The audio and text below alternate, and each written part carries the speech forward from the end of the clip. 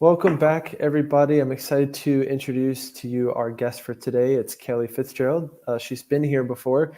Kelly Fitzgerald is the owner of Savvy Marketing Services. She offers marketing services for therapists, specializing in optimizing private practice websites to get found on Google and outrank the competition. And Kelly, I'm excited to have you back. Today, we had planned to talk about another domain of organic SEO, which is Google My Business. And in my opinion, potentially a very overlooked opportunity for therapists, and something that gets commonly neglected, but can also be a real low-hanging fruit, in that it can be something that requires minimal effort with potentially sizable results or gains, depending on how it goes. So anyway, thanks again for being here. Anything else I'm kind of missing from the introduction, or what? No, it's all good. I appreciate the invite. It's great to be back again. Thanks so much, John. Yeah, let's just jump right into it then. So maybe we can start by just breaking down the what Google My Business is, what it's all about, and then exactly what therapists can and should be doing to get more out of their listing. Great. And it just so happens in November they changed the name, and so I don't think that's been that well broadcast at this point. So it's now going to be Google Business Profile. And what they're letting you do is allowing you to actually make edits within Google Search and Google Maps. You don't have to log into the console like you used to before. I just want to check. You froze for a second there. Am I okay? Oh, hopefully I'm good. Yeah, you're good now. Okay. And so all the functionality is the same, but they're trying to make it easier for owners to make changes. I know working with a lot of clients that they often aren't sure who has access to their Google My Business profile. And so there have been issues with that. But apparently you're supposed to be able to just go into a Google search and just type My Business. You can test that out now, John, and you should see your profile come up. And then you'll see an ability to edit it. And the whole benefit of Google Business Profile, which I still call it Google My Business, is for you to be able to show up for near me and local based searches. So for anyone that's doing a query anxiety therapist near me, San Francisco teen therapist, if you have a Google My Business listing or Google Business Profile optimized, then you're going to potentially show up when people do a search in the map. So there's a red markers that indicate all the map of the local people that meet that search criteria. And then there's something called the local 3-pack, which shows up below the map, which is the top 3 listings of traffic that Google's presenting based on Google Business Profiles. And then below that is organic search. So kind of the trifecta is if you are able to show up in all 3, the map, the local 3-pack, and organic. And it's a combination of how well you're optimized across all platforms, your website, your social profiles, and on your Google Business Profile. And so is it that each 3 of those sections have separate algorithms for in terms of how they prioritize results? Yeah, that's a good question. Specifically to the algorithms, I don't know that I have an answer for that, but I do know that there's a direct correlation between the Google, I'll use Google My Business kind of interspersed with the new name because I don't think it's as well known, but the Google My Business, that listing, if you have one, it is what gets looked at for population of the maps and the local search, or that local 3-pack within the maps. And that's different than just organic search. Yeah. And, I'm always impressed with how often Google likes to change the names of things for no darn reason, in a way that doesn't benefit anyone except themselves. Yeah. That being said, every tech company right now seems to be renaming themselves as if we care, or as if it changes that Facebook is not Facebook anymore. It's like, Google changes everything. It's Google Sheets is now Google Spreadsheets, or Spreadsheets is now just Sheets. And it's like, good work, guys. Anyway, I think their whole, I was reading up on it before Google our call, AdWords. And their whole thing is we're trying to make it easier. And I think they are, but it's not making it easier when you change the name of things, because for the layman, they don't even probably know it's called Google My Business. So for all intents and purposes, the way I would like to present it is your online profiles, one of which is Google. And so one of the things that I find the most common across my clients when I optimize their Google profile is that they are not saying the same thing across all online platforms. And it's very minute what the difference is, but Google is very, very picky. So they have something called a NAP, which is name, address, phone number. And obviously you don't want to misdirect somebody. You don't want someone to call a dead phone number. So you want to make sure that that is live. I'm not sure why my lights just blinked. But you want to make sure all that is accurate, because you don't want to have any reason for someone to not continue to look for you because they're not having a good experience even finding you. And so when a business has, maybe their legal name has an LLC on the end of it, and maybe their Google profile has that in their name, like Calm Counseling LLC, but their social profiles or their website only has the name of Calm Counseling, or maybe they have like a catchy one of their slogans that they're using. I find that often that on the social profiles, businesses use that maybe as the name, and Google isn't going to understand the connection. And within the Google profile, they are at their whim deciding if they're showing your social profiles or not. And so you can't just click boxes and say, these are my social profiles for Instagram and Facebook, please show them in my profile. They will show them when they feel like showing them. And the best way to make sure that they're included is to just make sure your name, address, and phone number are the same across everything. And that just benefits you for your local search. If you're having any kind of difference between any of those platforms, and Google doesn't really know that you're the same thing. If that makes sense. And it makes sense. And first of all, if you're here live on YouTube, definitely ask your questions. Just jump in the comment section with your questions. We will answer them. We definitely want to interact with you guys. So the bottom line with Google is if we get into how Google thinks and who they are serving, well, they're primarily serving the consumer, the person looking for the thing, right? And so Google is also all about trust. We want to demonstrate to Google that we are trustworthy sources for whatever it is, whether it's hot dogs or therapy, or maybe both, which is an interesting niche. And so consistency really matters in these details. You can imagine the frustration.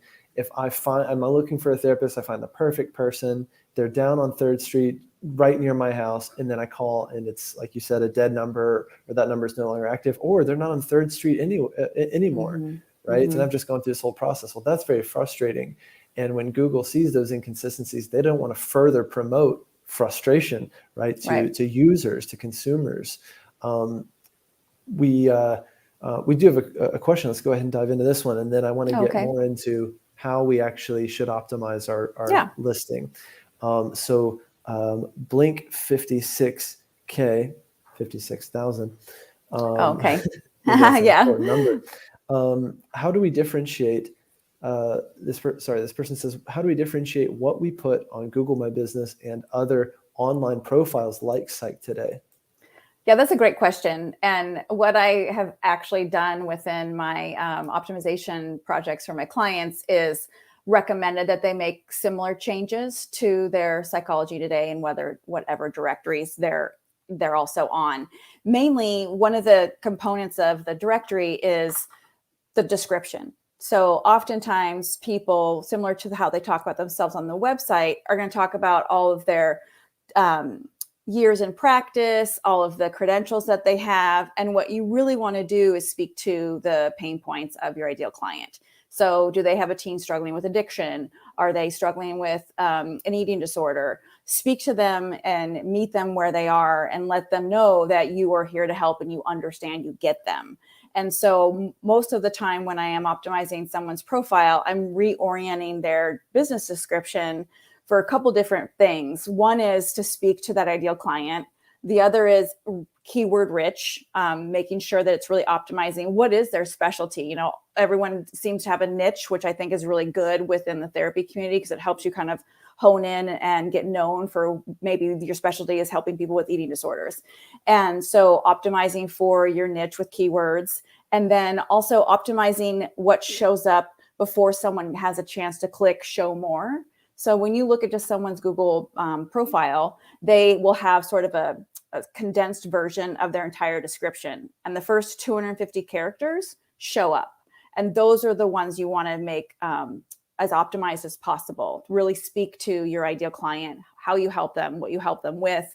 And then to answer the question specifically, once I do that for the profile for Google, I then recommend the same thing. I look at the profiles that people have on their Psychology Today, and I make the similar recommendations. Yeah, again, with the consistency piece, Yeah. in terms of Google My Business versus Psych Today, I think one of the key pieces is that the contact info, your address, phone number, website URL, stuff like that is consistent, right? Yeah. There is a great tool, Moz Local, MOZ is a good tool to use to do an audit of this info. You might be surprised.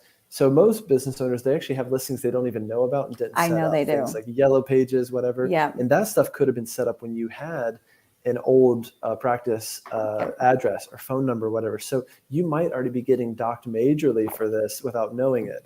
Yep. So Moz Local, again, MOZ, Moz Local, is a good place to get that free audit and see if there are inconsistencies across different profiles. Yep. That is a good place to start. Great question. We've got another question. Let's go ahead and answer that one, and then we'll keep talking about optimization along the way. So Samantha Bray, who is near and dear to my heart. Samantha, good to see you, says, my question is regarding clinical staff using the practice address on their personal website. Could this be a problem? Oh. So, right. So let's say, you're in a physical office, in a physical building, and then let's say your clinicians have their own website as well, or maybe they're former clinicians that have their own website and they're using practice address. Thoughts on this, Kelly? Or yeah, as long as have they're not thoughts using too. the business name for your clinic, I don't think you're going to cause confusion with Google. But that's a great question, and I'll look at that. And you probably, it's something that maybe you could be stricter on your side for not to letting them know what they can and cannot use associated to the actual practice that's within your realm, Samantha, if that makes sense. But I don't think it's going to damage your profile. If they were to be, for John's example, if I was a clinician at John's and I had my own website for my own personal, because maybe I do some on the side as well as work for John as a therapist, and I had Call Me In Counseling and that address, then I would say that would be a no-no. I think you're right. And I just did a quick Google as an example. So I'm in San Francisco. I'm sitting in a building right now that has other therapists in it, right? It's a single address, and all of us list the same building address. There's no suite number, there's no apartment number, whatever. So if I search our address right now, it's actually interesting because it shows the therapists that are in this building, right? So my address on 24th Street shows Calm Again Counseling. It shows Brad Smallwood, MFT. It shows Alyssa Merrill, PsyD, with their actual listings and everything. So again, very common that you're going to have other businesses within your building share an address. But like Kelly said, as long as they're not throwing in the business name, which could potentially confuse Google, right? If it looks like there's 4 Calm Again Counselings in one building for some reason, that could be problematic. So the short answer, Samantha, is it's probably not a problem. I wouldn't stress about it too much as long as they're not using your business name and the address to confuse Google. Yeah. And actually helps segue into another point that I want to make about the profile, and that is optimizing any opportunity you have to give a link to people from your Google profile to your website. And they have a couple different places to do that. One is actually a link to your website. So making sure that you have, Samantha, for your clinic, the link on your Google business profile to your clinic's website, I would recommend highly. And then there's also an option to have an appointment link. So if you think about someone who's looking at a desperation for a therapist, maybe for their child who has an addiction, and they find you and they want to get a hold of you immediately and click a link to get to your scheduler, make that easy for them. And there's an actual distinctive link that's referred to as, I think, appointment versus the website for that profile. And so make sure that you are optimizing both of those. These are often overlooked where people only put in their website URL and they don't do the other URL options that are there. And those are also things to verify that they aren't broken. Yeah. Let's back up for a second, Kelly, and say, for instance, a therapist hasn't done anything with their profile. Maybe they just set it up or they claim their listing or whatever, or it's a new practice and they want to optimize their listing. What are the key things to do or to start looking into in terms of optimizing your listing?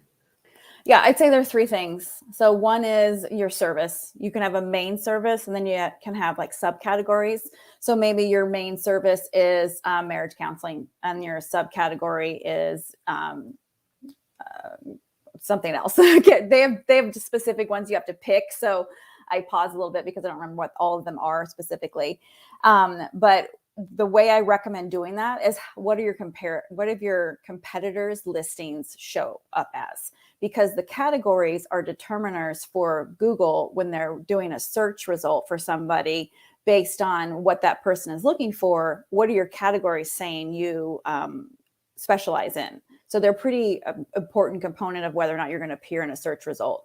So that's the first one is make sure your categories and the subcategories are relevant and see how they compare to your competitors. Sometimes it's something as simple as instead of counselor, you're saying psychotherapist, but everyone else is saying counselor. So if you want to show up where the other folks are showing up and they're all listing their main services differently, then it's just a naming convention. And I recommend modifying that as long as it still applies. But usually they're pretty general terms, whether it's therapist, counselor, or psychotherapist as an example, or even social worker. So just make sure that speaks to what you actually are and it's on par with what your competitors are showing.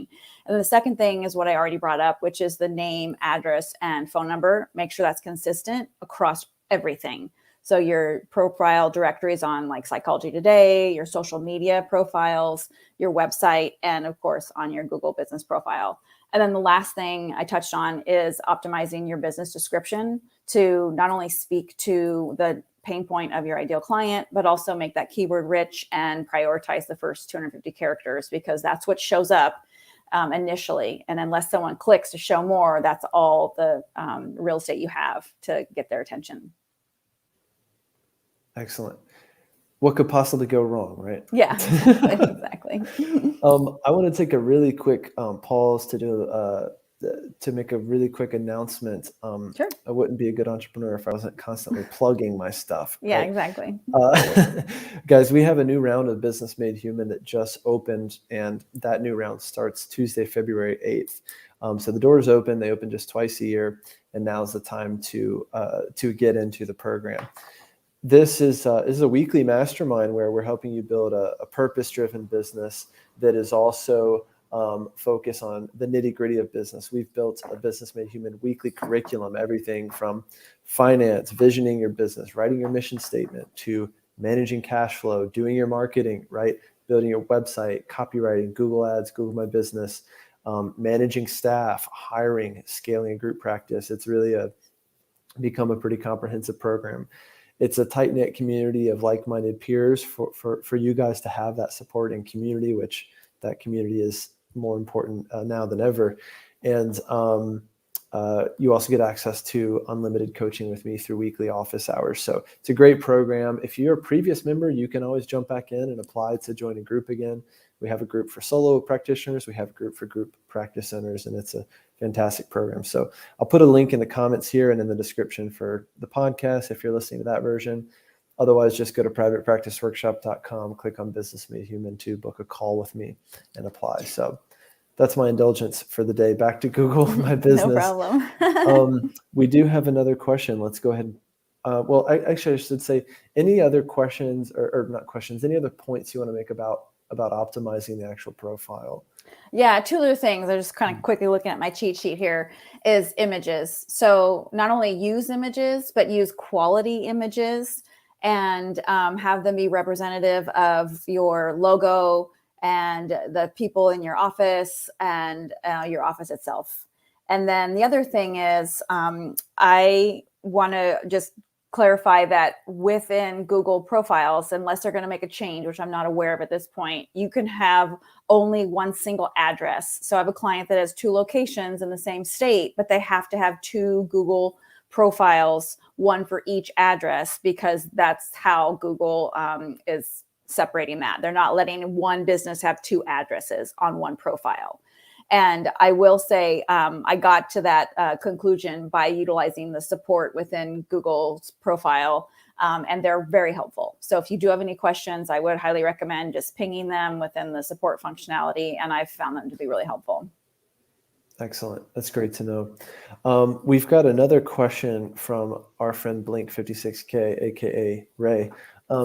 He says, how do we optimize our Google My Business if we don't have a physical address anymore? Potentially very common situation for therapists right now in 2022, January 2022. He says, plan to get one again at some point, but still doing remote. Yeah, that's a great question. So there's a way when you have to have an address to verify that you can claim the listing. So there's a process called Verify Your Listing, and basically you get sent a postcard. They should rename that process. That's something they really probably clever and are. creative, but they just call it Verify Your Listing, you know? Yeah. And so you have to have an address to do that because they basically want to make sure that you truly are the owner of this business. And so they give you a code and it's this whole deal, and it's at the mercy of their timing. It's a little bit of a pain, but that's just the process of setting it up. It is a free account, so that's the good news. So when you do that, you have to have an address. But then once you optimize your profile, there's a way to choose to not show the address. So my husband is in private practice, and so I kind of test out stuff on his profile, and I was able to do that exact thing. So in order to verify it, I had to have an address. Then once we got the address and the confirmation that we could claim that business profile, then I was able to choose to not show the address. That's kind of a toggle, if I remember correctly. Yeah, I think that's the way to do it. You know, if I didn't know about that option, I would say,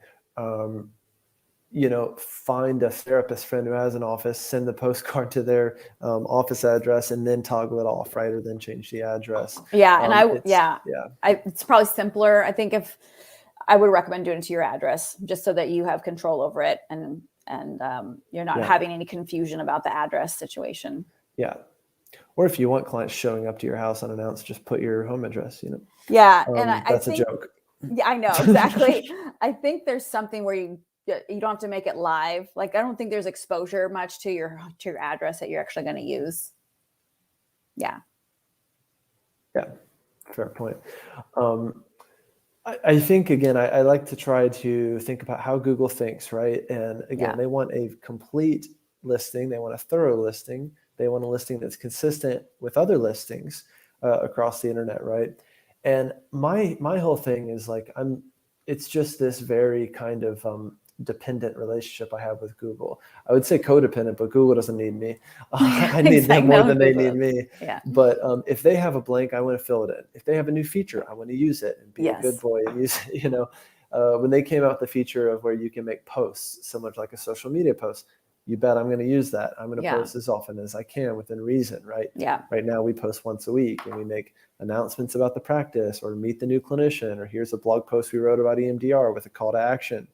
If they ask me, are you open on Memorial Day? I want to update those hours, right? I want to show Google I'm alive and well. I am a reputable business that is open and available and expert in what I say I'm an expert in.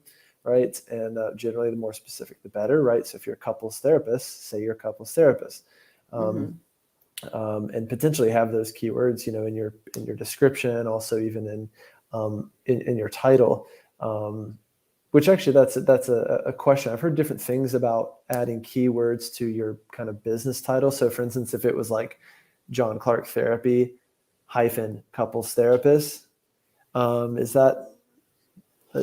that a no-no? So I'd go back to the whole name, address, phone number, and it just has to be consistent. And so that's like the business name of Google. But that's where it's attaching. That's what it's choosing to cross-check as your name. And that's where I've seen people kind of append their business name and their like brand slogan. And I always recommend they pull that away, and that name is the name across everything. And so your business name for how you represent yourself on your website, your social channels, etc. That makes sense. Yeah. But it's a great question. It happens often. And it's kind of one of those things that I actually seem to see that the difference between the names on the different profiles, whether it's the website or the social channels, normally it's different on the business profile for some reason. And that's where you really don't want it to be. You want them all to be consistent. But speaking of all the new features, one of the things that Google's renaming of this to the Google business profile, they're also saying that they're making it easier so that people can just go online, go into the maps, go into Google search, type my business, and their profile will show up, and then they'll have an ability to edit their profile. And within that, they also now are letting you see the call history and also message within that interface. So they don't have to log into like a dashboard like you used to within the Google My Business profile.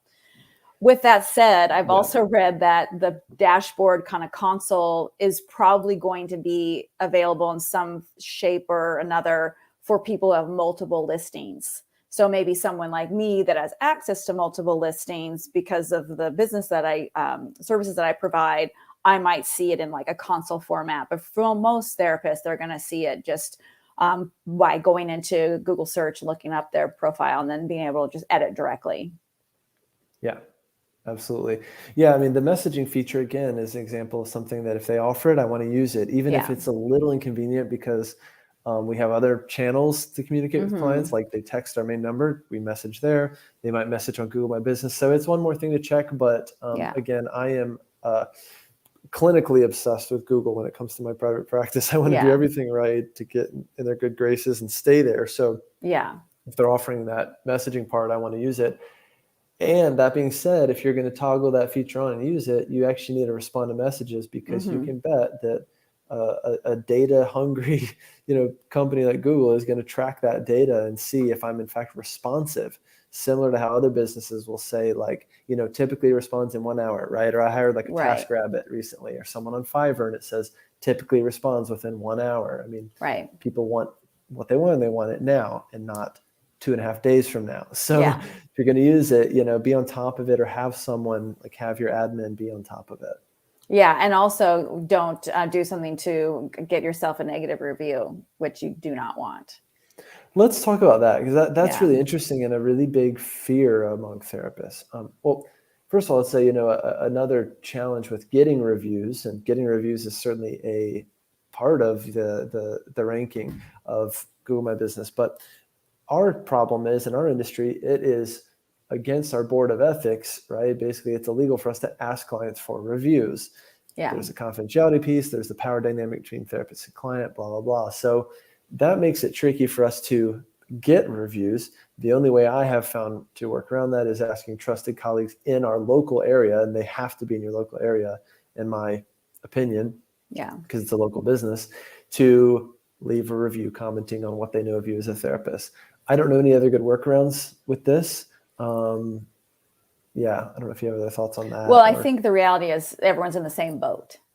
So it's not like someone's going to have 20 reviews to your 2 because everyone has the same similar issues with the whole confidentiality and all of that.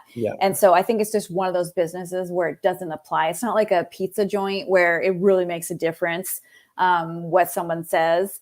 And you definitely can, it's not something I really push a lot. I'll put it that way, because like you said, you can't really ask straight out for clients to give you reviews, but colleagues, definitely other people that are known in the industry, just to give you kind of a creed within the community would be another recommendation, like you said.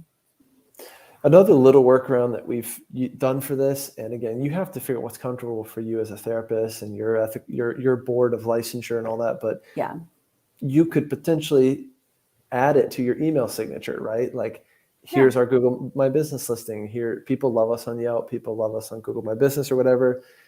Or you could say in your email signature, leave us a 5-star review or leave us a review on Google My Business with a link to it. I don't know, again, if a board would say that is you soliciting reviews from clients. I think, to me, I interpret it as more as I'm asking a single client, say, hey, you like me as your therapist, right? This is going well, right? Leave me a 5-star. Would you leave me a review? And there's that power dynamic, right? And asking them to break their own confidentiality, right? Or admit that they're a patient, a client of ours. I think it's tricky. So maybe adding it to your email signature or somewhere else natural, maybe the little sticker on your door of your office, whatever, just so people know it's an option. But in general, most clients won't go out of their way to do it. It just is what it is. In terms of a negative review, this is interesting. I will say that when your practice gets big, or if you're in a big urban area, or let's say you've got lots of clinicians, you will inevitably get a negative review at some point. My opinion is even the best sushi restaurant in town has a bunch of scathing reviews as well. It's actually very polarizing. It's like mostly 5-star reviews and then a handful of scathing reviews, right? Someone that just absolutely hated the sushi or was just having a bad day, or has a personality disorder. To me, it's kind of inevitable. And I've had therapists get terrible reviews here and there. I don't know if you have thoughts about kind of what to do about it. I don't think, contesting or anything is viable or going to help you or would even result in anything. Because again, Google wants to see that it's a transparent process and that if you're doing bad business, you can get a bad review and you need to strengthen your business in that regard. But my only approach is, it probably makes the listing look even more authentic if you have mostly 5-star reviews and then a bad one or a couple bad ones. And hopefully people might also understand that we work with people who are suffering.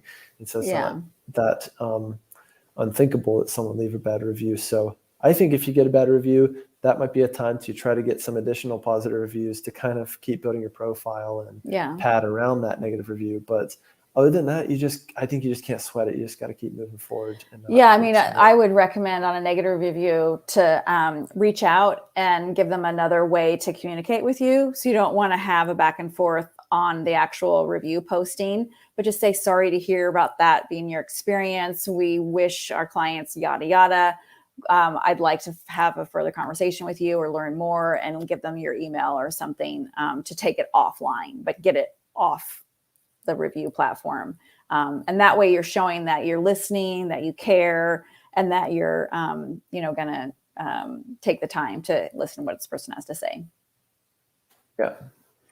Yeah. I think that's good stuff. We've got a few more minutes left here, guys. If you're here live again, I'd love to hear your questions. We have covered lots of ground about Google My Business, or whatever the hell they're choosing to call it tomorrow. Google Business Profile. Google Business Profile, as if that's more, elegant of a name. Yeah. Google AdWords is Google Ads. It's like, let's just chill out. Stepping back for a second, right? When you think about a search experience is, if I do a search on my desktop right now for a local business of any kind, I'm generally going to see 3 sections. Google Ads at the very top. Those are ads that people have paid to run.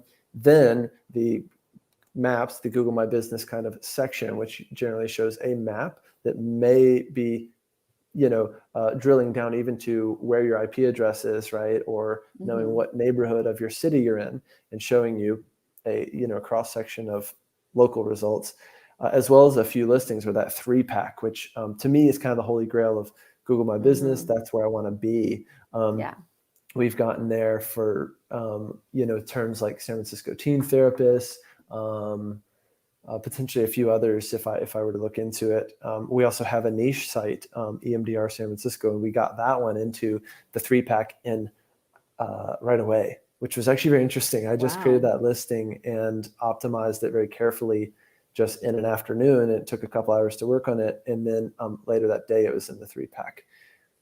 So that was really interesting that both, I think it was well optimized and Google needs results for it. That's right. Exactly. Yeah. So probably not a lot of people are honing in just on EMDR. Exactly. They're maybe touting that they're trauma therapists, but the EMDR component, that probably triggered a keyword that got you ranked higher, quicker. I think so. Yeah. Yeah. I forget what I was saying. Oh, and then the rest is going to be organic results. So pages that are ranking organically underneath the kind of maps view there. There's also a great percentage of people, that find a business by using their phone. I do it all the time, right? I'm in one part of the city. I want to find a good coffee shop. I open Google Maps on my phone and I type in coffee shop, right? Or they have the little features at the top where I can just click coffee and it's going to show me all the listings, in my immediate area. And there's a ranking system here, right? In terms of, good reputable businesses. Also, if I want to see one that's open now, I can do that. Yeah. If I want to look for, a therapist, I can type that in and see which therapists are immediately here in my area.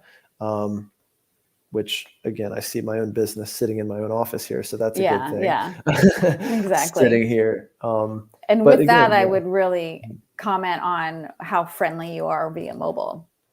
And have you checked how friendly you are via mobile? Because it's interesting. I don't really have a set percentage across my clients. Some have over 60% are mobile visitors, and some hardly have any mobile visitors. I can't really seem to see a rhyme or reason to it. But if you have any mobile visitors, you want that experience to be positive. You want your buttons to not be so big. You want your font to be a size that's readable. And so if you haven't checked how your website presents itself on mobile, I highly recommend that you do. That's a great point. We have over 60% of our traffic is mobile. We see that through our Google Analytics, which is another conversation for another day, another episode with Kelly. But you do want to look into that. Mobile is a big deal. It's a big part of our traffic. I also think demographic might have a little to do with that, especially if you're appealing to younger populations that do everything on their phone, right? Or you're sitting there watching Netflix and looking for a therapist, which actually sounds like a nice evening,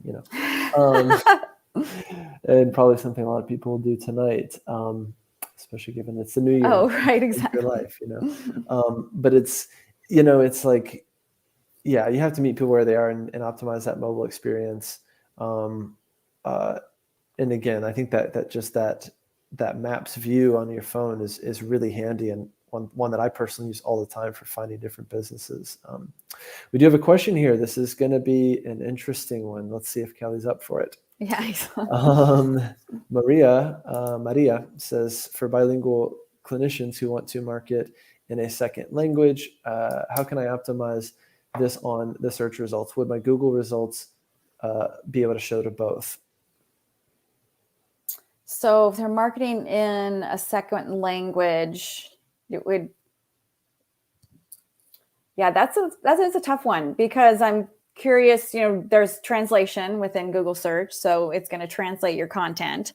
But if they are kind of would need a little bit more information to be able to really speak to that. And I will say I don't have a lot of experience on that. So I don't know, John, if you have any regarding that, but that's a great question. Yeah, I would think of it a little bit in the same way of like your actual website, right? And I do see with optimizing a website for SEO, you might land on the homepage of the website and it says English or Spanish or whatever, Cantonese. And in that case, you might click through to a Spanish version of your own website, right? Right. My guess is, and again, this is just a guess, so but I love throwing out guesses. My guess would be, if I'm Spanish speaking and I'm using my computer and my web browser pretty much entirely in Spanish, including going to my search bar and typing in search terms in Spanish, then they're going to show me results that have been translated, or maybe a site that already has that clearly indicated, like a Spanish version of your site. The other question would be, is there a feature on Google My Business? And I'm trying to look at it right now. That's what I was wondering, if you can identify a language. I don't think there is. So I think there actually is, because I'm looking at it right now. So I'm in my my business profile manager, which is another term for the day, and I click on settings. You know what? I might be wrong. Under it says email notifications, then it says language English. So that is not what we're looking for. I'm sorry. Right. Please disregard my impulsivity. I'm very curious about this now, right? I know. And I will look into that. And Maria, if you want to get a hold of me, I know my information will be in the show notes with how you can access getting in touch with me. And I'd be happy to do a little bit of research on that, just out of curiosity as well. Definitely, please let people know. Kelly, actually, this is a good time to let people know how to reach out to you, what kind of work you do, how you help, and all that good stuff. And you can also drop a link in the chat there. Oh, okay. Yeah, great. And I know I provided some information too. So and I'll do it here in a second, but I can be found on savvymarketingservices.com. And I provide optimization services for therapists, mainly across 3 lines. And that is Google My Business, or what we spoke about today. And then search engine optimization for organic search rankings. And then the third is really optimizing and strategizing around blogs.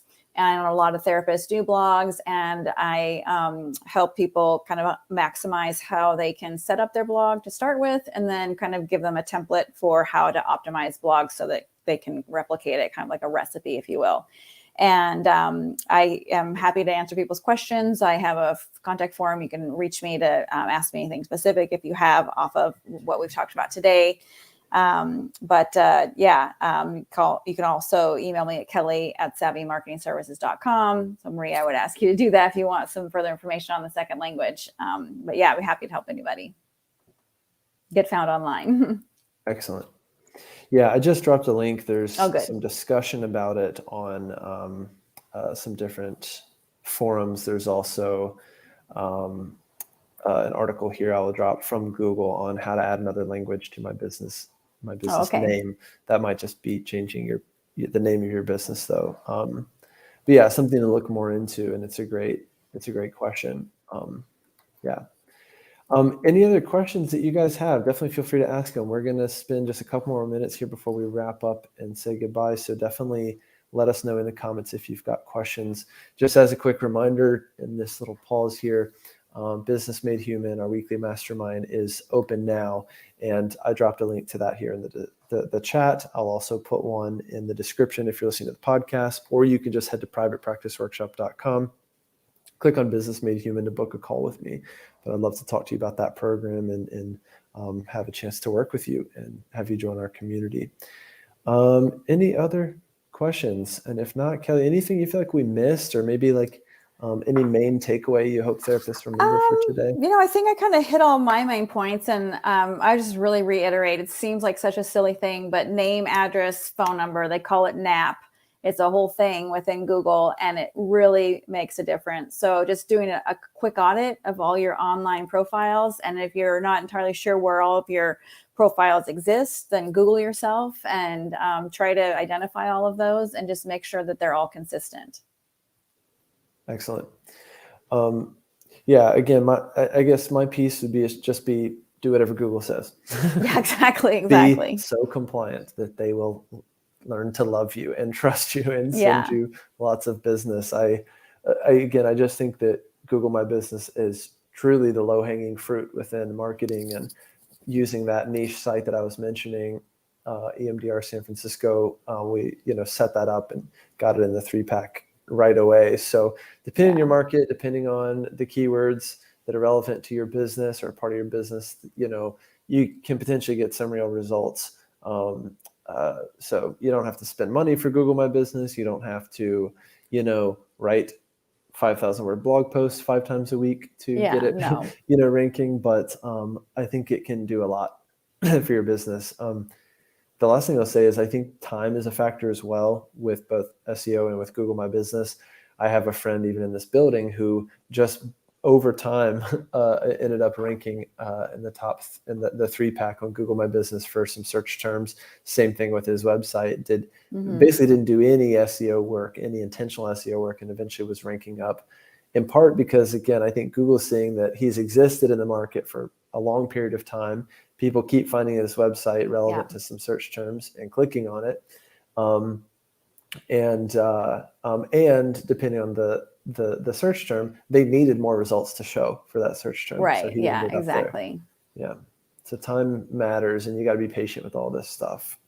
Yeah. And Google has indicators. So if you're getting traffic from wherever and people are showing that they're staying on your website and they're not bouncing immediately, then you're showing Google that the content is credible and quality content. And that's what Google wants to present, quality content and meet people's search criteria. That's their whole goal.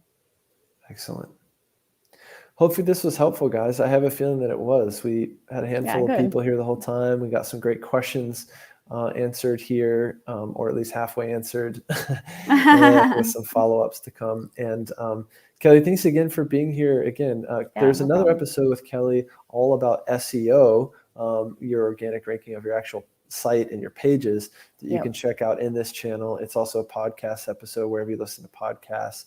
And again, if you're interested in working with Kelly, definitely look her up and get in touch. SavvyMarketingServices.com. Savvy with 2 V's. If you're I couldn't find a way to put it in. I don't know if I need a login, but I couldn't have access to the chat. So okay. Well, throw it in there. I'll do it for you here. Okay, that would be great. Great. SavvyMarketingServices.com. Yeah. And then again, if you guys are interested in our Business Made Human Mastermind group, get in touch at privatepracticeworkshop.com.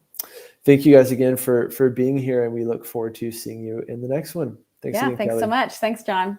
Thanks. Everyone have a Cheers. great day. Bye. All right, bye.